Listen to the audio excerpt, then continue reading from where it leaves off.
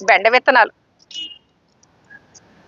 బెండ విత్తనాలని చెప్పేసి ఈవిడేంటి ఏదో బీరకాయలాగా ఉంది, ఇంత పొడవుగా ఉంది చూపిస్తున్నారని అనుకుంటున్నారా? ఇది నాకు కూడా మా గార్డెన్‌లో చూసినప్పుడు చాలా ఆశ్చర్యం వేసిందండి. ఎందుకంటే నేను కూడా ఫస్ట్ టైమ్ చూడటం. ఇంత పొడవైన బెండకాయ. చూడండి ఎంత పొడవుందో. మూర కంటే ఎక్కువే ఉందండి. అంటే వంకర పోయి మనం గట్టిగా కొలిచామంటే మూర కంటే పొడవే ఉంటది. ఒక అర డజన్ ఉంటే చాలు కదండీ! ఇద్దరు మనుషులకు కూర అయిపోద్ది. అంతే కదా! దీన్ని పేరు కూడా వెరైటీగా ఉందండి. ఎందుకంటే ఆ షేప్‌కి తగ్గట్టే పేరు కూడా. ఏనుగు తొండం బెండటండి. భలే ఉంది కదండీ! మరి ఎందుకు చూపిస్తున్నాను అనుకున్నారు? ఈ విత్తనాలు ఎర్రా గార్డెన్స్ ఛానల్ చూసే అభిమానులకి ఇవ్వడం కోసం అండి.